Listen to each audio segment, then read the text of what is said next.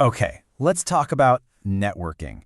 For so many of us, just hearing that word makes your shoulders tense up, right? You immediately think of these stuffy rooms, awkward conversations, and this pressure to perform. But what if I told you the problem isn't networking itself? It's the playbook we've all been handed. So let's just tear that old approach apart and figure out what actually works. You know, when you ask people for the first word that comes to mind when they think about networking, this is almost always it. Forced. It's that feeling, isn't it? That none of this is natural. That you're really only there for some kind of transaction. And right on the heels of forced comes this one, performative. It's that feeling that you have to put on a show. You have to step into this character of the smooth, confident networker, instead of, just being yourself. And when you put it all together, the forced interactions, the performance, it all adds up to this one core feeling. Uncomfortable. It's that knot in your stomach when you're trying to spit out your elevator pitch while pretending you're listening to theirs. It just feels wrong. So that gets us to the big question we're tackling here. Why does this thing that's supposed to be about connecting with other people feel so completely fake?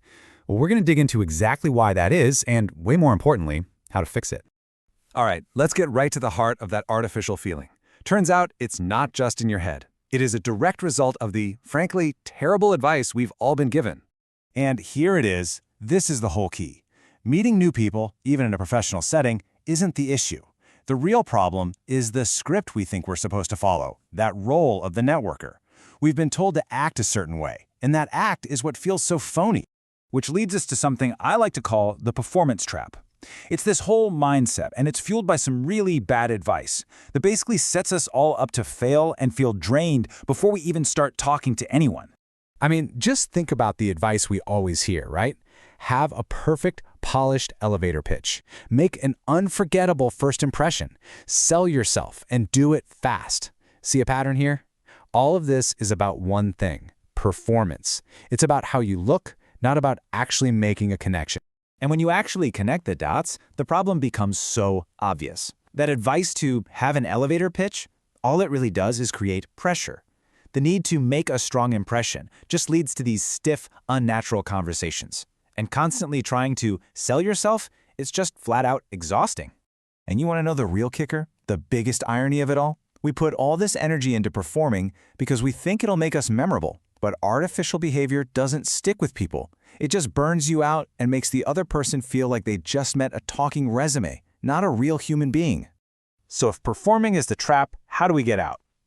Well, it takes a really fundamental shift in our goal.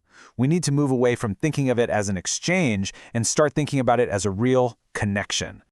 Seriously, forget the pitch, forget the performance. This is what people actually remember. This is what they respond to. When you show genuine interest in them, when you have a clear focus, and when you ask questions because you're honestly curious, not just setting up your own sales pitch. And this, right here, this is the secret sauce. The second your goal switches from positioning yourself to simply understanding the other person, the whole vibe changes. The pressure just lifts. Not just for you, but for them too. The conversation can finally breathe. So let's just put it side by side. The old way is all about performance. It's about positioning, trying to sound impressive, and, well, it's exhausting. The new way is about presence. It's about seeking to understand, showing genuine interest, and actually connects. I mean, the difference is night and day. Okay, so this all sounds good in theory, right? But how do you actually do it? Well, it all comes down to one surprisingly simple and really powerful tool, your one genuine question. So what makes a question genuine? This is the important part. It is not about asking something clever or impressive. It's simply a question where you are truly honestly interested in hearing the answer. So instead of, what's the next big trend in your industry, maybe it's, what's the most surprisingly hard part of your job? See, it's about your curiosity, not your cleverness. So here's the action plan. It could not be simpler. 1, before you go to your next event, just choose one question you actually care about.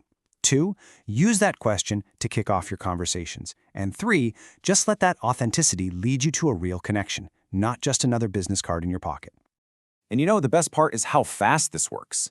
The second you switch from performing to just being present, networking stops feeling like a chore. It starts feeling like what it was always supposed to be, just an interesting conversation. And all of a sudden, it's not just less artificial, it's way more useful. So I'll leave you with this. Instead of spending your time polishing an elevator pitch, spend that time thinking about what you're actually curious to learn from other people. What will your one genuine question be?